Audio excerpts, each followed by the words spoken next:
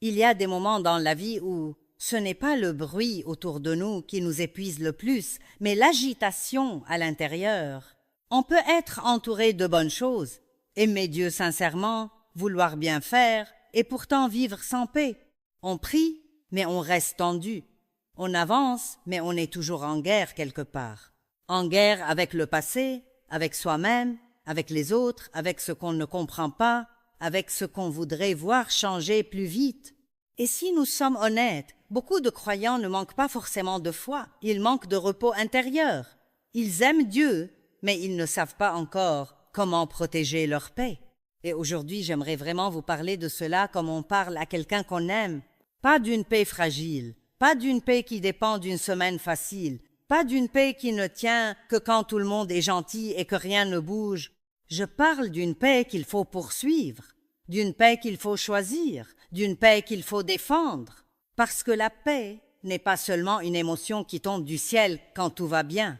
C'est aussi une manière de vivre avec Dieu, de se regarder soi-même avec plus de justesse et de traverser les tempêtes sans laisser la tempête entrer en nous. Beaucoup de personnes veulent la paix, mais ne savent pas vraiment où elle commence. Elles pensent qu'elles auront la paix quand les circonstances changeront, quand une relation sera réglée, quand un problème disparaîtra, quand une porte s'ouvrira, quand une douleur s'en ira. Mais très souvent, Dieu nous apprend autre chose.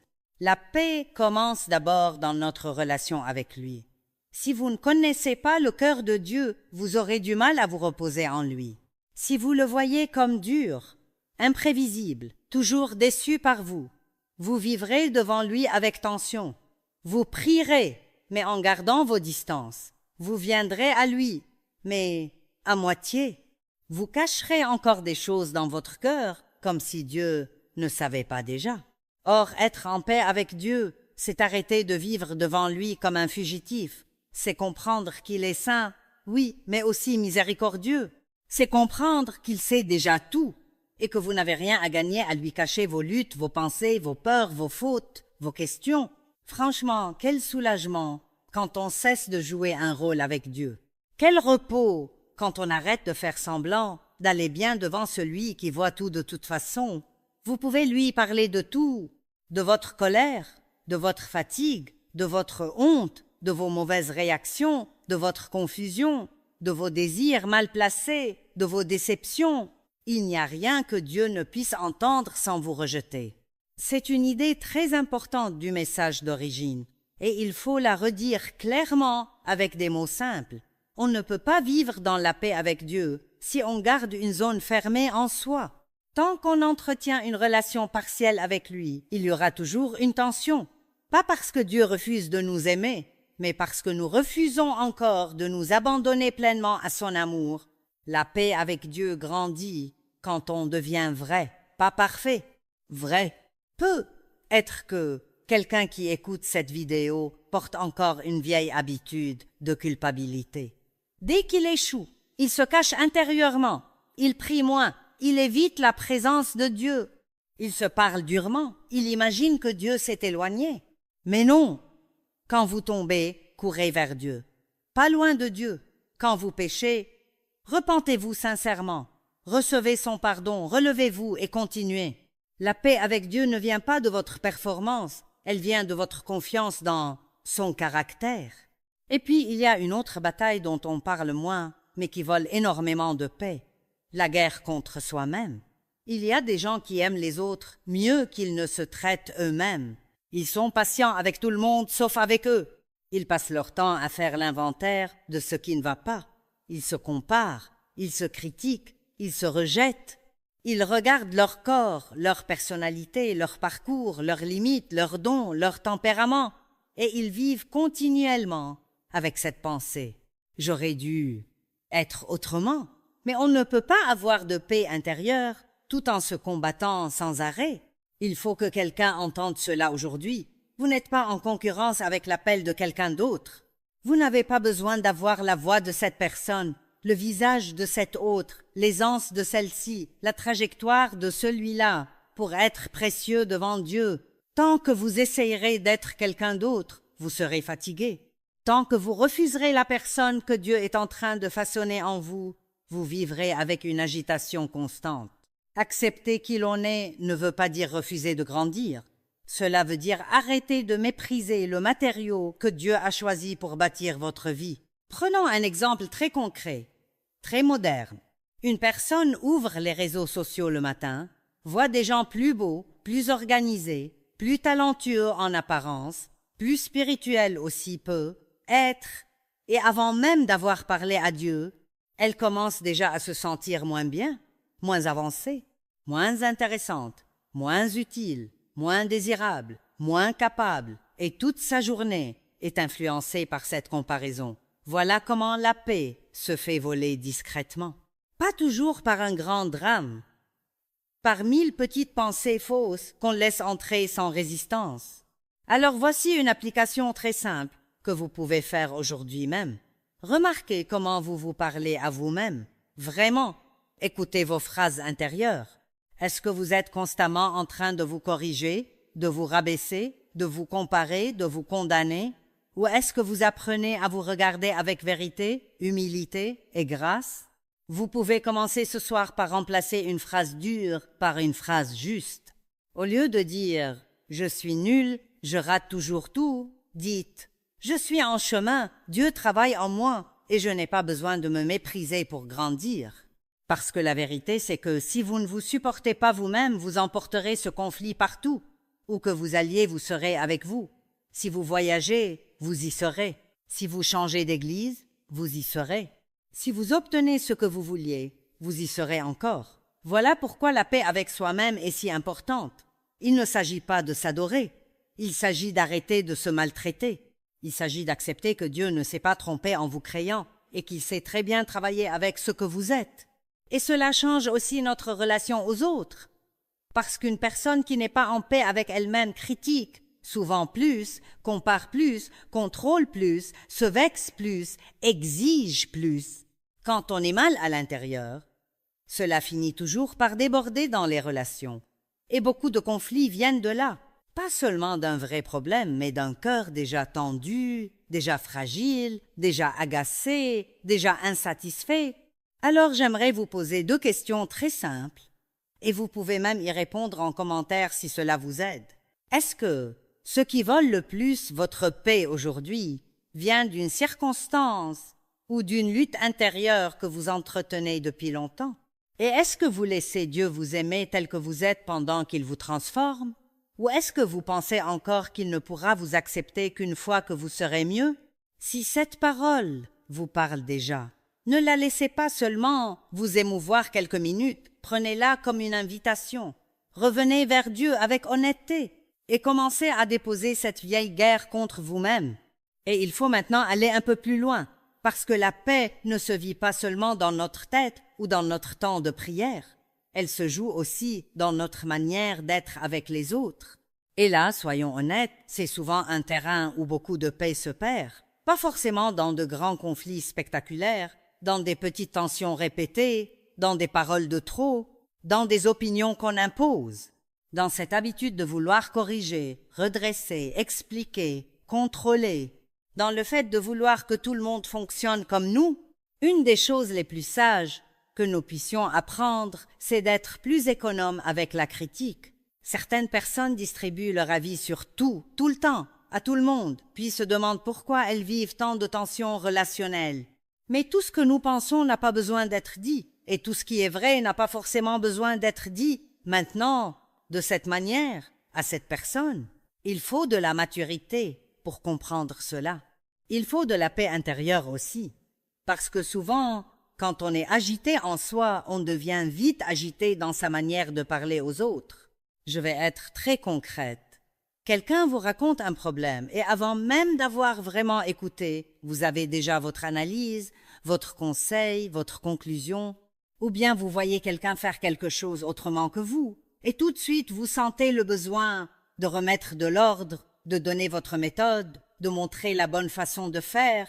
Mais tout le monde n'est pas vous, et heureusement. Dieu n'a pas fabriqué des copies, il a créé des personnes différentes, avec des rythmes différents, des sensibilités différentes, des saisons différentes. Et si nous essayons de contrôler tout le monde, nous allons perdre notre paix en essayant de gérer ce que Dieu ne nous a jamais demandé de gérer.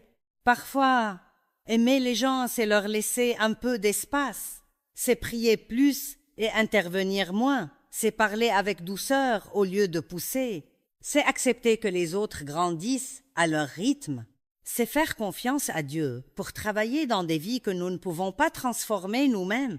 Vous ne pouvez pas avoir la paix si vous passez votre temps à vouloir réparer tout le monde. Vous ne pouvez pas vous reposer en Dieu si vous prenez la place du Saint-Esprit dans la vie des autres. Et cela rejoint directement une idée très forte du texte source. Dans les tempêtes de la vie, notre premier travail n'est pas de faire disparaître la tempête. Notre premier travail, c'est de garder notre paix. Il faut vraiment entendre cela, parce que nous pensons souvent que notre responsabilité, c'est de tout régler, tout comprendre, tout maîtriser, tout faire bouger rapidement. Mais bien souvent, Dieu nous demande d'abord autre chose. Rester stable pendant que lui agit. Rester attaché à la paix pendant que la situation secoue autour de nous. Il y a des grandes tempêtes et des petites tempêtes. Il y a des crises longues et des imprévus très soudains. Il y a ces moments où vous vous couchez avec un plan pour demain et le lendemain matin tout a changé. Un message, une mauvaise nouvelle, une tension dans la maison, un souci de santé, une déception au travail, une parole qui blesse, une porte qui se ferme. Et là, tout en vous veut réagir vite, parler vite, paniquer vite. Mais la force spirituelle, ce n'est pas de ne jamais sentir le choc, c'est de ne pas laisser le choc prendre le contrôle. La paix n'est pas une faiblesse. La paix est une puissance. Une personne qui sait garder son calme au milieu de l'adversité est beaucoup plus forte qu'une personne qui explose dès que quelque chose la contrarie. Le diable sait très bien ce qu'il fait quand il cherche à vous irriter, à vous presser, à vous vexer, à vous faire parler trop vite. Parce qu'une fois que vous avez perdu votre paix, vous devenez beaucoup plus facile à déstabiliser. Vous dites des choses que vous regrettez. Vous prenez des décisions dans la précipitation. Vous imaginez le pire. Vous ouvrez la porte à la peur. Vous vous épuisez inutilement. Alors non, la paix ne viendra pas en restant passive à attendre qu'elle tombe sur vous un jour. Il faut la poursuivre. Il faut la vouloir vraiment. Il faut apprendre à dire « Je ne vais plus vivre en réagissant à tout. Je veux devenir quelqu'un qui protège ce que Dieu a mis en moi. » C'est une décision. Et parfois une décision très radicale. Parce que certaines habitudes vous volent la paix depuis des années. Et il faut les regarder en face. Se presser tout le temps. S'inquiéter de tout. Trop parler quand vous êtes contrarié. Anticiper le pire. Laisser l'agenda gouverner votre âme. Tout cela use la paix. Je me permets de vous poser 2 questions très simples. Qu'est-ce qui vous fait perdre votre paix le plus vite? La pression, le retard, les gens, l'incertitude ou le fait que tout ne se passe pas comme vous l'aviez prévu? Et quand la tempête arrive, est-ce que votre premier réflexe est de vous ancrer en Dieu ou de vous agiter intérieurement jusqu'à l'épuisement? Je crois qu'il y a ici une application très pratique à faire dès aujourd'hui. La prochaine fois que vous sentez la pression monter, ne dites pas tout de suite tout ce que vous ressentez. Faites une pause volontaire, même 30 secondes. Respirez. Dites intérieurement « Seigneur, je garde ma paix. Aide-moi à réagir avec sagesse. » C'est simple, mais c'est puissant. Parce qu'entre le déclencheur et votre réaction, il peut enfin y avoir un espace où Dieu reprend sa place. Et j'aimerais aussi redire quelque chose de très concret du cœur du message source, mais avec des mots d'aujourd'hui. Il y a beaucoup de croyants qui demandent à Dieu de leur donner la paix, alors qu'en réalité, Dieu leur demande surtout d'apprendre à marcher dans la paix qu'il a déjà mise en eux. Bien sûr, nous dépendons entièrement de sa grâce. Sans lui, nous ne pouvons rien faire. Mais en Christ, nous ne partons pas de zéro. La paix de Dieu n'est pas un objet lointain. C'est une réalité spirituelle à laquelle nous avons accès. Voilà pourquoi la bonne prière n'est pas seulement « Seigneur, donne-moi la paix », mais aussi « Seigneur, apprends-moi à rester dans la paix que tu m'as donnée ». Cela change beaucoup de choses. Parce que si vous pensez que la paix est toujours à l'extérieur de vous, dans les circonstances, vous passerez votre vie à la chercher au mauvais endroit. Mais si vous comprenez que Dieu a déjà mis en vous quelque chose de plus profond que l'agitation, alors vous commencerez à revenir à cette source intérieure au lieu de courir partout. C'est comme une pièce calme en vous que vous avez trop peu visitée. Elle existe. Elle est réelle. Mais il faut y revenir exprès. Prenons un exemple moderne très simple. Vous recevez un email qui vous contrarie, ou un message froid, ou un silence que vous interprétez mal. Et immédiatement, tout votre monde intérieur s'emballe. Vous relisez, vous imaginez, vous répondez mentalement. Vous préparez déjà votre défense. Vous en parlez à quelqu'un.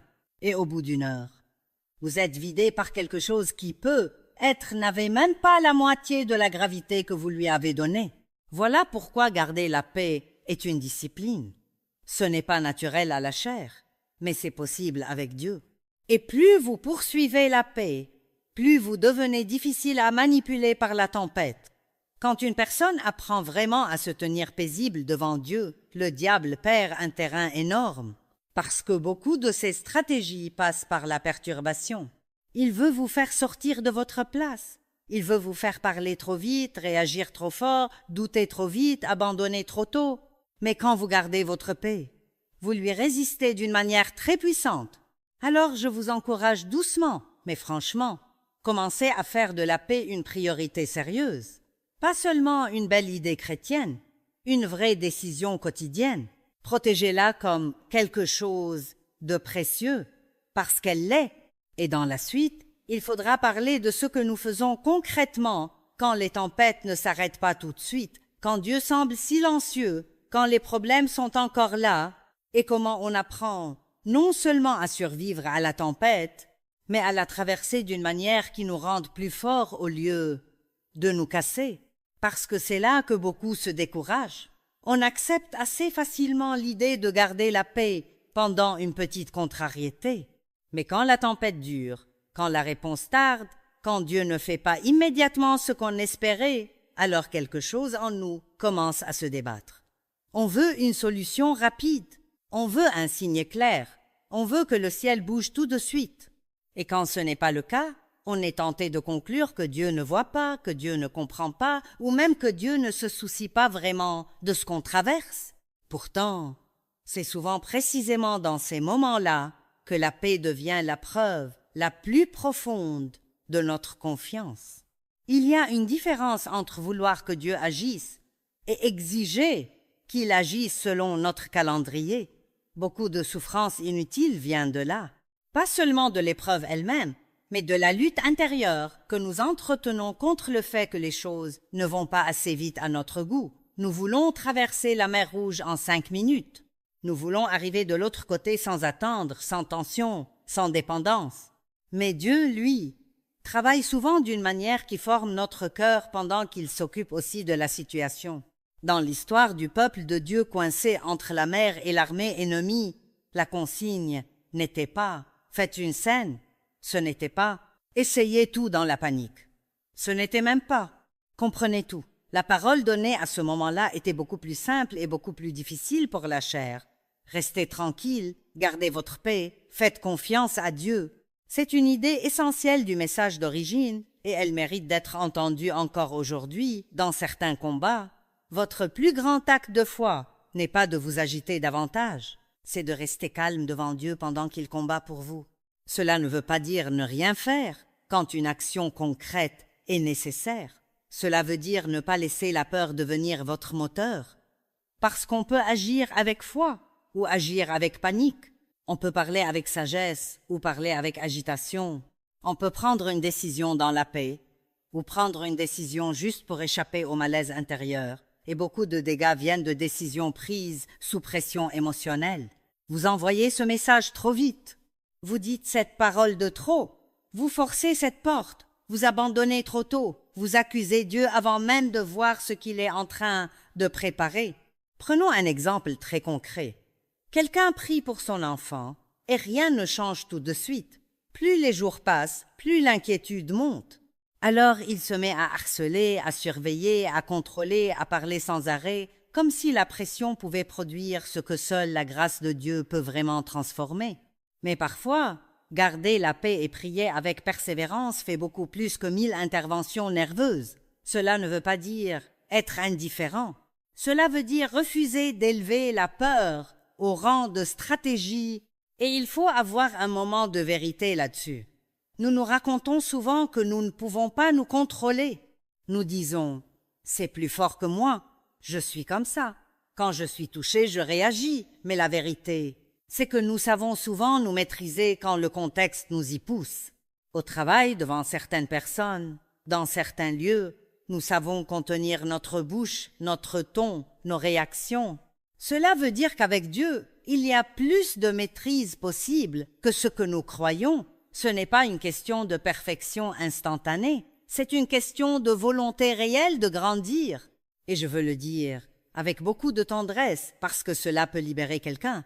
Vous n'êtes pas condamné à être une personne constamment emportée. Peut être que vous avez grandi dans la peur.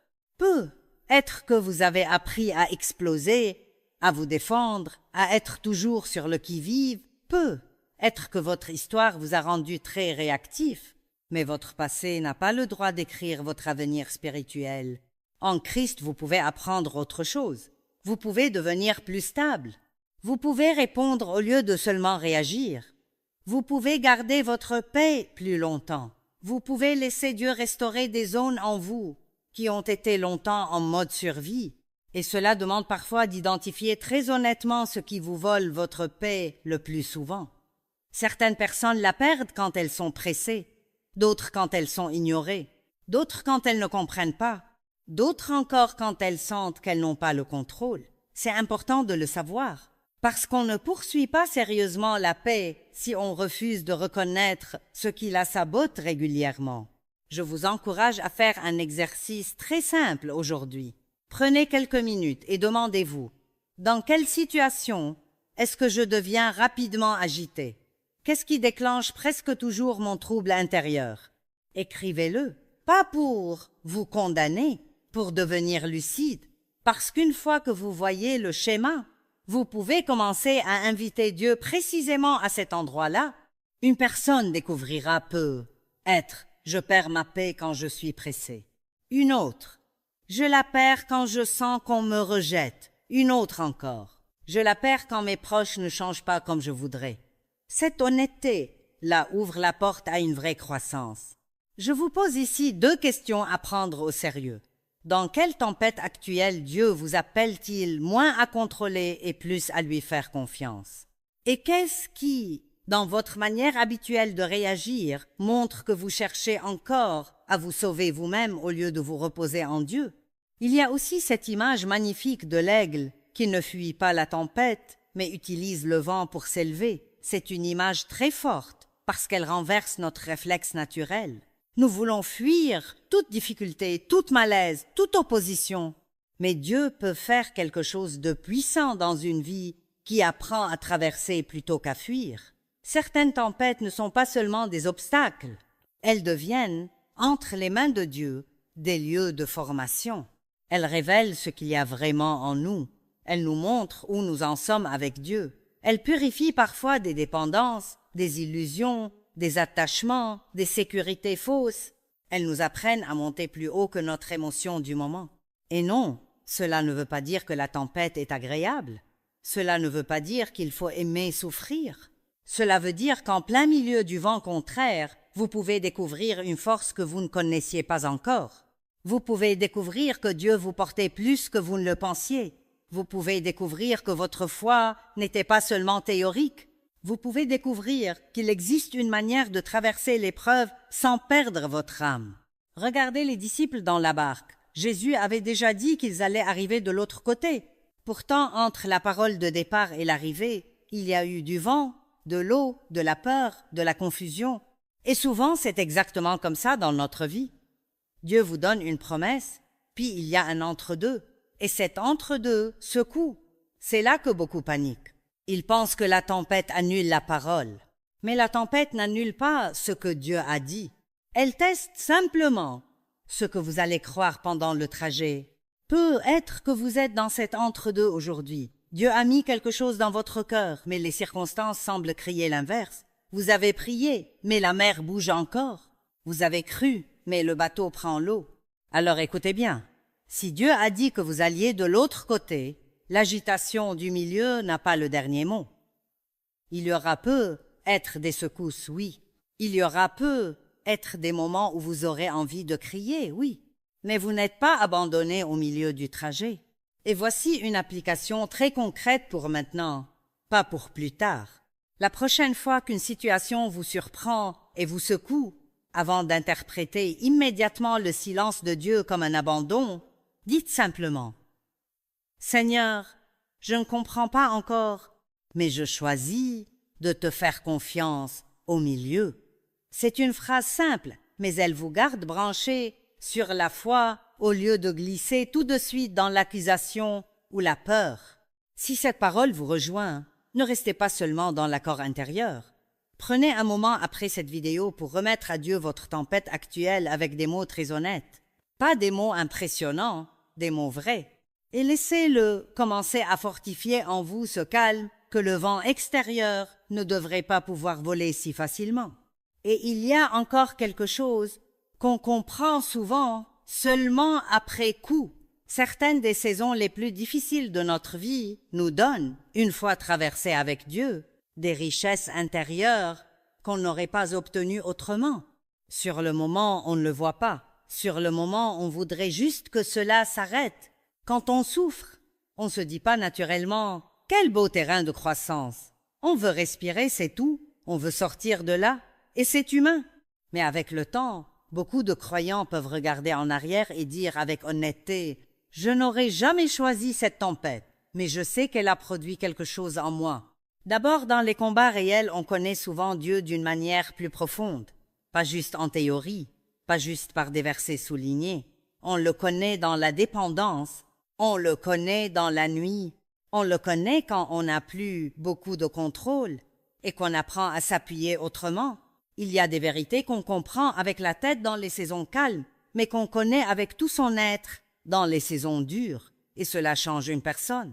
On ne parle plus de la fidélité de Dieu comme d'une idée chrétienne. On en parle comme de quelque chose qu'on a vu tenir debout alors qu'on aurait pu s'effondrer. Ensuite, les tempêtes bien traversées creusent souvent en nous plus de compassion. Quand vous avez souffert, vous regardez la peine des autres différemment. Vous ne donnez plus des réponses rapides à quelqu'un qui saigne encore. We were in love that never meant to stay. Some things are real, even when they fade.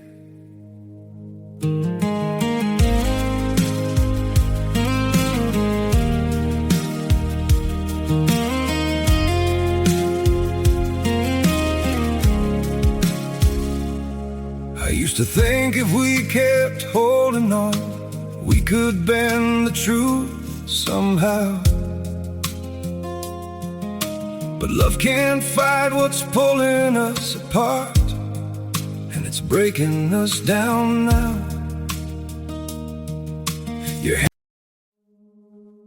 We were in love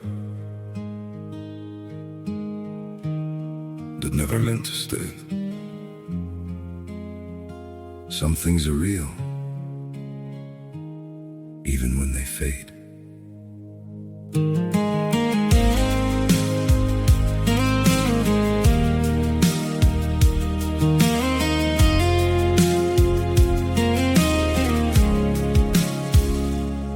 I used to think if we kept holding on, we could bend the truth somehow.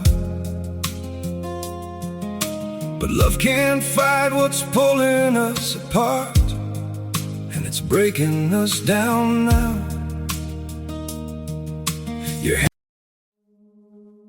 We were in love that never meant to stay. Some things are real, even when they fade.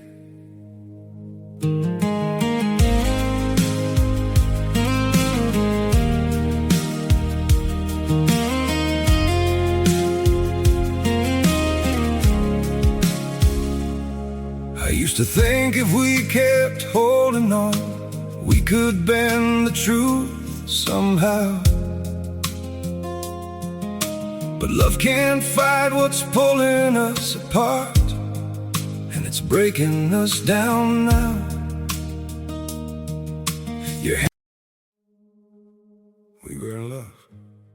corrigez pas aussi vite. Vous écoutez mieux, vous aimez avec plus de douceur, vous comprenez mieux ce que veut dire porter quelqu'un dans la prière. Et ça, c'est précieux, parce que Dieu ne nous transforme pas seulement pour nous soulager, mais aussi pour nous rendre capables de consoler d'autres personnes avec le réconfort que nous avons nous-mêmes reçu. Il y a des gens qui voudraient être utiles, inspirants, solides pour les autres, mais sans jamais passer par aucune zone de feu. Pourtant, très souvent, ce qui rend un témoignage crédible, ce n'est pas seulement ce que la personne sait, c'est ce qu'elle a traversé avec Dieu sans perdre son cœur. Quand quelqu'un vous dit « le Seigneur est fidèle » et que vous sentez derrière ces mots une vraie histoire, une vraie lutte, un vrai combat traversé, cela n'a pas la même force. L'épreuve entre les mains de Dieu ne détruit pas seulement, elle forme aussi une autorité intérieure paisible. Et puis les tempêtes nous rendent souvent plus reconnaissants. Elles nous réveillent à des choses qu'on considérait comme normales. Tout à coup, un jour simple devient un cadeau. Une nuit un peu plus paisible devient un cadeau. Une conversation douce devient un cadeau. Un cœur plus léger devient un cadeau. On arrête un peu de vivre comme si tout nous était dû. On commence à voir la bonté de Dieu dans des choses très concrètes. Et cela aussi protège la paix, parce qu'un cœur reconnaissant devient moins facile à voler. Mais j'aimerais aller encore plus profond. Certaines épreuves ne changent pas seulement nos circonstances plus tard. Elles forgent quelque chose dans notre âme pendant que nous les traversons. Elles nous rendent moins fragiles intérieurement. Non pas plus durs de manière froide, mais plus solides en Dieu. Il y a une force qui ne se développe pas dans le confort permanent. Il y a une stabilité qu'on n'apprend pas quand tout est facile. Quand vous avez dû vous accrocher à Dieu, attendre, pleurer, recommencer, espérer encore et garder votre paix malgré tout, quelque chose se construit en vous. Vous devenez moins impressionnable par chaque vent. Vous devenez moins dépendant de vos émotions du moment. Vous devenez plus ancré. Prenons un exemple très simple et très actuel. Quelqu'un traverse une trahison, une période d'instabilité ou une déception professionnelle profonde. Sur le moment, cela semble juste casser quelque chose. Mais s'il reste avec Dieu, s'il refuse l'amertume, s'il choisit de ne pas laisser la peur redéfinir toute sa vie, quelques mois ou quelques années plus tard, il porte souvent une qualité nouvelle. Il est moins naïf, mais plus sage, moins agité, mais plus clair, moins dépendant de l'approbation, mais plus enraciné. Voilà le genre de travail silencieux que Dieu sait faire au milieu d'une saison qu'on n'aurait jamais commandée. Et c'est pour cela qu'il ne faut pas attendre d'avoir un problème pour commencer à se fortifier spirituellement. C'est une idée cruciale du message source, et elle est très actuelle. Beaucoup de gens vivent spirituellement au minimum, puis s'étonnent d'être balayés quand la pression arrive. Mais si vous attendez la crise pour chercher Dieu sérieusement, pour nourrir votre foi, pour renouveler votre pensée, pour apprendre la paix, vous arriverez déjà fatigué au combat. Il faut construire avant. Il faut remplir son cœur avant. Il faut apprendre à marcher avec Dieu dans les jours ordinaires pour ne pas être totalement désorienté les jours extraordinaires. Concrètement, cela veut dire quoi? Cela veut dire ne pas vivre toute la semaine débranché de Dieu, puis essayer de produire une foi forte au moment de la panique. Cela veut dire avoir une vraie vie intérieure, pas forcément compliquée, mais réelle. Un temps de prière sincère, quelques versets médités au lieu de simplement survoler, des moments où l'on coupe le bruit, des choix réguliers de revenir à Dieu avant que l'âme soit en incendie, une discipline douce, fidèle, honnête. C'est cela qui prépare le cœur à tenir dans la tempête. Je vous pose encore 2 questions, très simples mais importantes. Est-ce que vous nourrissez votre paix seulement quand tout va mal, ou est-ce que vous la cultivez déjà dans les jours ordinaires? Et si une tempête imprévue arrivait cette semaine, qu'est-ce qui, dans votre vie actuelle, vous aiderait vraiment à rester stable devant Dieu? Voici une application immédiate. Dès aujourd'hui, choisissez un petit rendez-vous fixe avec Dieu pour les prochains jours. Pas un projet idéaliste que vous ne tiendrez pas. Un rendez-vous simple, réaliste, fidèle. 10 minutes le matin avant le téléphone. Une marche en priant. Un moment le soir pour relâcher la journée. Et pendant ce temps, ne demandez pas seulement à Dieu de résoudre vos problèmes. Demandez-lui aussi de fortifier votre intérieur, d'établir votre cœur, de vous apprendre à aimer la paix, à la poursuivre et à la protéger. Parce qu'au fond, poursuivre la paix, ce n'est pas chercher une vie sans vent, c'est apprendre à vivre si près de Dieu que même le vent ne vous emporte plus comme avant. C'est être en paix avec lui, parce que vous savez qu'il est bon. C'est être de plus en plus en paix avec vous-même, parce que vous arrêtez enfin cette guerre intérieure épuisante. C'est devenir plus paisible avec les autres, parce que vous n'avez plus besoin de contrôler tout le monde. Et c'est traverser les tempêtes autrement, non pas sans émotion, non pas sans lutte, mais avec une confiance plus profonde que le bruit du moment. Alors, dans les jours qui viennent, ne vous contentez pas d'admirer l'idée de la paix, poursuivez-la vraiment. Quand vous sentirez la pression monter, revenez à Dieu au lieu de courir partout. Quand vous serez tenté de vous rejeter vous-même, rappelez-vous que Dieu ne travaille pas avec du mépris. Quand une relation vous agacera, retenez une parole inutile. Quand une tempête éclatera, refusez de lui donner le droit d'entrer dans votre âme. Et si vous tombez, si vous perdez votre paix un moment, ne faites pas de cela une identité. Revenez, encore, reprenez ce chemin. Parce que la paix n'est pas réservée aux personnes naturellement calmes. Elle est pour ceux qui décident de la poursuivre avec Dieu, sérieusement, humblement, jour après jour. Et je crois vraiment que si vous faites cela, quelque chose va changer. Peut être pas tout autour de vous en une nuit, mais quelque chose va changer en vous. Vous allez réagir autrement, vous allez parler autrement, vous allez respirer autrement, vous allez vous reposer autrement, vous allez regarder vos tempêtes autrement. Et peu à peu, vous verrez que Dieu ne vous apprend pas seulement à supporter la vie, il vous apprend à la traverser avec une force paisible qui porte sa présence. Inspiration source, Joyce Meyer. Enseignement chaîne officielle Joyce Meyer Ministry.